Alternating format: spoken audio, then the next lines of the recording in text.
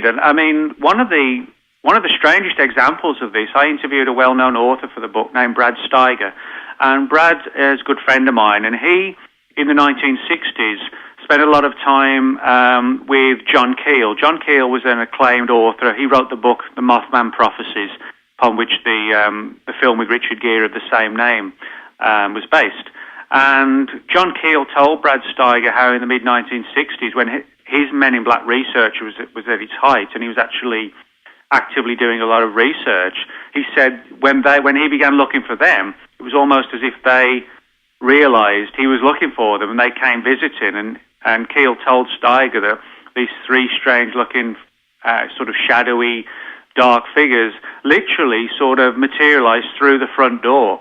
And Keel said, he'd never, ever seen anything like this before. It was just sort of an astounding and terrifying experience for him. So, sometimes having a front door really doesn't seem to hold any sort of sway when the Men in Black are involved. So maybe putting the lock and chain on really doesn't make any difference. Exactly.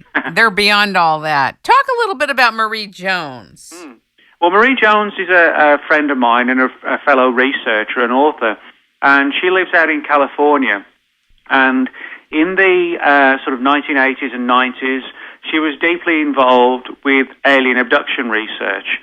And this is one of the interesting things about Men in Black reports, is that they seem to take far more of an interest in people who research the Men in Black mystery, who investigate the alien abduction mystery, than they do UFOs in general. I mean, I have a whole chapter in the book that deals with the way in which people, whether abductees themselves or people who research and write about the phenomenon, have encountered the MIB, and it does seem far more prevalent. But she had this series of experiences with a colleague and friend of hers, a woman who also lived in California. And the more that the two of them began digging into abduction stories, the more they began to be almost terrorized, which is probably the best word to describe it, by the Men in Black. They would have telephone interference. These strange characters would be sort of lurking in the darkness outside of their homes. They would bang on the door and ask strange questions and then just vanish. There was a lot of telephone intimidation where they would make subtle hints and overtones about, getting out of UFO research. And also, one of the most disturbing things that Marie told me was that she would hear these weird, sort of uncanny voices on the end of the telephone, essentially telling her to get out of UFO research. But they would also tell her, what book she was reading, what book was sitting on her bedside table, things like that, as if they could almost sort of see into her mind and picture the room she was sitting in. And that had sort of profoundly worrying effect on Marie, to the point where eventually what was probably the desired effect of the Men in Black came true. She actually sort of quit. She didn't quit UFO research, but she quit this particular theme, if you like, of abduction studies and these particular cases she was looking into with this friend and colleague of hers, and just backed away from it. And, it became too stressful for her. And a lot of people who've gone down that path haven't got out of it like Marie did, and they end up just sort of totally paranoid and, just staring outside of the curtains, worrying, who's coming up the driveway, that sort of thing. That's pretty terrorizing. Oh, yeah. Mm-hmm. I noticed the chapter on women in black. Yeah, I like women in black. And I was wondering, I don't want to divulge your whole book because people really need to read all the detail that's in it and the flavor of it and how you composed it. But I thought it was interesting about how it was a woman in black who had warned your friend Colin Perks. Colin Perks, yeah. Mm-hmm. About the legendary King Arthur. Yeah. Yeah, this is a classic example of the way in which, the Men in Black mystery, the perceptions that people have of it, sort of extend, far beyond those expectations and perceptions. For example, as I said, everybody, for the most part, associates the Men in Black with UFOs. Most people don't talk about women in black, although, there are a significant number of reports. But they Really? See, I didn't know that. Yeah, I don't think a lot of people know that. I was sort of limited in the word count for the book, but I could have made the chapter probably twice as long as it was and also included a few asides to other cases as well. But we do get reports of women in black, surfacing from time to time. But certainly, without doubt, in terms of my own experiences, there's no doubt that the most sort of profound and weird experience was involving a man, as you rightly pointed out, named Colin Perks, who back in 2001 had a very, very strange encounter with what I call a wib, a woman in black. And he essentially had been spending years, literally years, sort of delving into the legends of King Arthur. And he was actually, I mean, I'm not exaggerating or, using the wrong words when I say he was obsessed by, a search for the final resting place of King Arthur. It became literally an unhealthy obsession to the point where, that was his entire life. And he said that at the height of his research in 2001, he got this sort of classic knock on the door late one night and opened the door, and there was this beautiful-looking, white-faced woman dressed in a black sort of business suit, and asked if she could come in and talk to him about his research into King Arthur.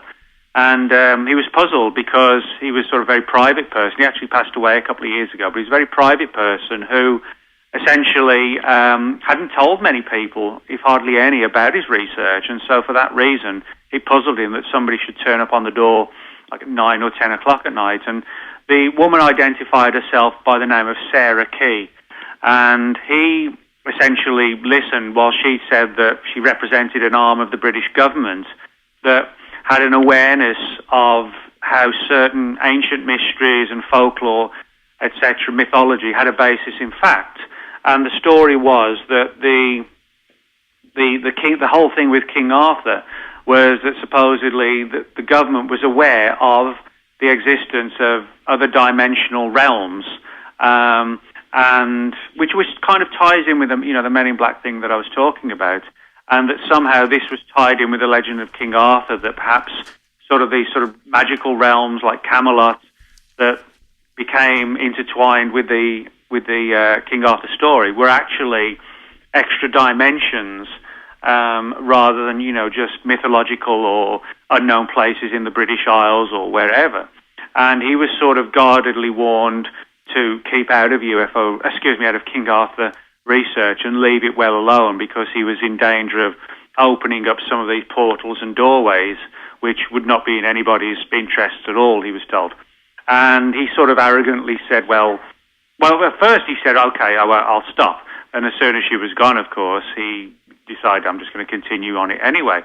But he got sort of a veiled warning before she left, to the words to the effect of, if you sort of don't follow our advice, you'll be getting another visit, and that one will be sort of far more alarming. And it certainly was. I mean, he claimed, and again, bear in mind, this is his story, I can only relate it as he told it, but he said on 2 occasions, once while he was driving his car late one night, and once in his bedroom, literally this sort of gargoyle-type creature manifested, and it was, the way he described it was just sort of in nightmarish tones. It was like its bones were almost sticking through its skin. It was almost sort of semi-transparent. It had these large, glowing red eyes and leathery bat-like wings and a large man-like body.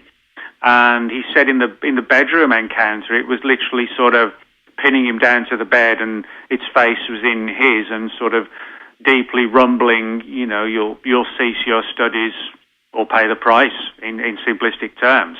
And he actually did for a number of years, but over time he came to wonder if this sort of spectral gargoyle-type entity and this strange, ethereal, almost woman in black were one and the same. And he sort of took the view that it was like a diabolical shape-shifting creature, rather than a literal visit from somebody in the government, followed up by something else that was unconnected. And he, as I said, he died a couple of years ago, but he began to see the entire King Arthur phenomenon as being something beyond what he initially thought it was, and did come to believe that there were people in government that knew something about it, but that it seemed to be tied in with the paranormal, and he figured that this sort of woman in black was, as I said, some sort of shapeshifter rather than a physical good-looking woman in black. So. I think that if this particular